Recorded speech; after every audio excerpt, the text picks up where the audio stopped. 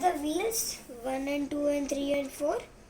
Then this one is the motor one, and this runs on its own. And this is the motor, and this is the battery. And we connected. I take another black stick and fixed it inside. This one was already fixed. I kept one tire thing in this and another two.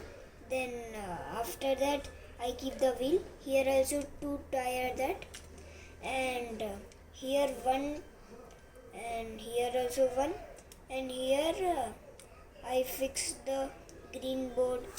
Then I did that. It also moves front and it moves in back. Look, this is the motor. It's going like this. Now,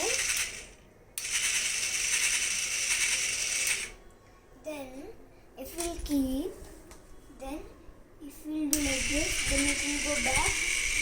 Then if we'll do in the center, then it will do front, then it will go to front. Then I'll do back, then it will go back. If I'll do front, then it will go front. If we'll go back, then it will go back. Thank you. If you'll do in the center, then it will stop. Thank you.